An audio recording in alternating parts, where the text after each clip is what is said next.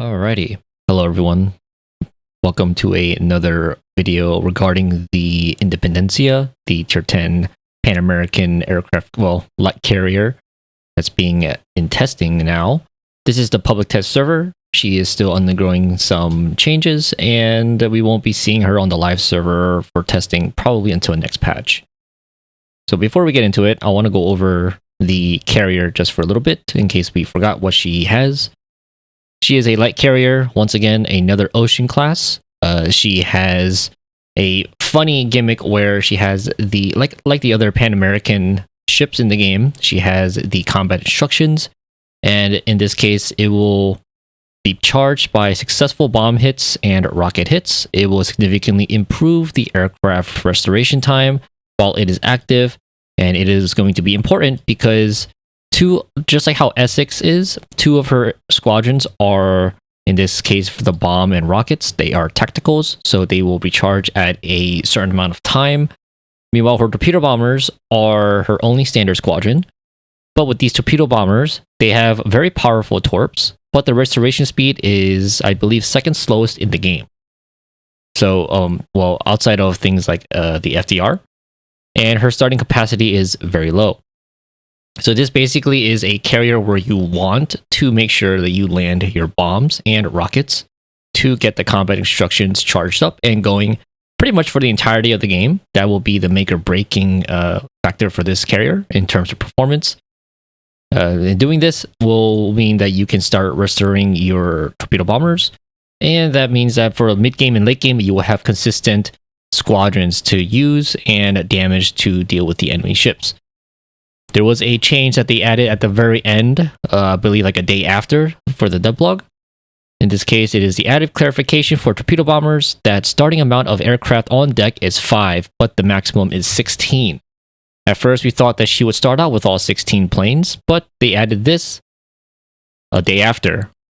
So, now that we are on track and up to date with what they changed with the carrier, let me go ahead and show you. Here we go. Round of applause. Boom, boom, boom. Here's the Independencia. And now I am so thankful and so happy they did the extended flight deck. This portion right here is the extended flight deck that she was actually kitted with. We see the V1 and the coloring and the spots. Everything here is as I have seen and hoped for. Very cool. Very, very, very cool. So she's the first aircraft carrier in our game that is not the super ship, the United States, that has an extended flight deck. She does have US planes, which is understandable. I mean, what doesn't have US planes nowadays? Especially when it's originally a Royal Navy ship. Okay, so let's talk about this ship for a quick second here. You've seen how she looks. Let's go over the armor. Armor should be no different from the Ocean, which is another tier 10 Colossus class. 19 millimeters here, 30 millimeter flight deck. Everything else should be the same as the Colossus. Yep. So nothing new here. Big thing is going to be, though, for the aircraft. So I think that there is a bug. It says the Corsairs for the bombers, but clearly we see that these are not Corsairs. These are actually the destroyers on here. So a little bit of an issue, a little bit of a bug there. But these will be Corsairs for the bombers, which is actually strange. Corsairs having...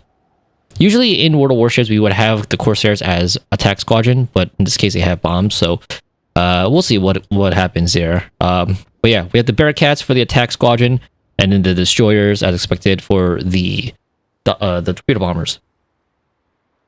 We can talk about the tactical squadron first because these are not as important. So the tactical squadrons, rockets, and the bombs. First, the rockets.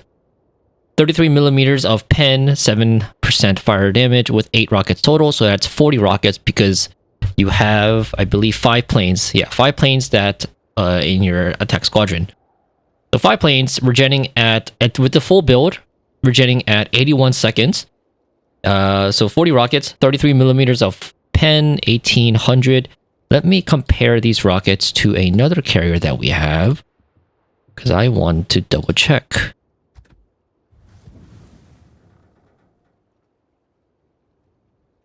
Let's compare to Lexington, actually. 33 millimeters of pen, 7% fire chance. This is without any flags, too. And these are the HFARs. So, the Independencia has very similar 33%, 7% fire chance, but with a little bit less alpha. So these have, I believe, what it looks like is similar characteristics. So, I guess that's what we can assume. Similar characteristics to the other HFARs, like the Lexington and the Midway. I thought it was going to be like Enterprise level, but it is slightly different in terms of stats. She has standard consumables 2 and then 3 for the engine boost and the patrol fighters. So nothing special there. But yeah, 81 seconds, 40 rockets. Let's look at the bombers now. The bombers, these are AP bombs. 4,900 alpha damage, 2 bombs each, and she flies with 4 planes. So that's 8 bombs, each having 4,900 damage. Restoration is 130.9 seconds, so basically 131. Okay, cool. Hit points is very high though, 2729, and the rockets are 2053. So, very strange to have AP bombs here instead of having HE, but I guess that just means that Wargaming would think that it'll be a little too strong if it has both really good rockets, the HFAR rockets, not like what Essex has, which are Tiny Tims. Really good rockets, so HFARs in combination with HE bombers, that will be pretty demented when dealing with destroyers. It'll be too strong. So I can see the approach here, changing this to AP. Now with the torpedo bombers, everything is standard. You have a standard 3-minute heal. Full build lets you go down to 171 seconds. And with the special commander, you can actually go down, he has the improved survivability expert. So it'll improve the regeneration on the HP for the aircraft. Very cool, very cool. All right, so 3297 with the full build on this. Very, very tanky, especially for the destroyer type of plane. 179 knots for maximum speed. You have 18 with this build. Originally, stock is 16. With the skill, you go up to 18. 12 planes per squadron, and attacking flight is 4. It drops 2 torpedoes each. So you have 3 strikes. Each strike dropping 8 torpedoes, and each torpedo has an alpha of 5,400 damage. So if we do the math, you can basically deal about 45k alpha per strike, and you have 3 strikes in one flight. Now we understand why this carrier has the balancing factor of only starting out with, what was it, 6 planes? 5 planes? Yeah. So this is the main thing here. Aircraft restoration is 180 seconds. 180 seconds for one plane is the second slowest. First being FDR, which is understandable. So this has the second slowest restoration for the torpedo bombers in the game, really, compared to FDR. I'm not really sure what else to really talk about. Those are the stats, and it's pretty understandable why they would hard limit it like that. And they basically want you to revolve your entire gameplay around, striking with your tactical squadrons, getting the ordnance to actually land on the target. Because, as you can see here, for the funny button, 97.5% aircraft restoration time. The action time is 20 seconds. What this means is, with the full build, your torpedo bombers will with this active, your torpedo bombers regeneration time will be going down to 5 seconds. And because the duration of this funny button is 20 seconds, you will regenerate 4 torpedo bombers. So with each funny button, it's 4 planes under torpedo squadron regenerated, and the very strict conditions for this. So it's rocket hits and bomb hits. You have a lot of rockets. You could basically strike any target you want with it, because these are HFARs, making it really easy.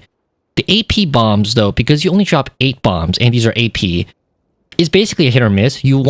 Because the funny button is only going to be counting hits, and it doesn't matter what kind of ribbons it is, citadels or penetration, over penetrations, or even ricochets, it doesn't matter. You just want to land it.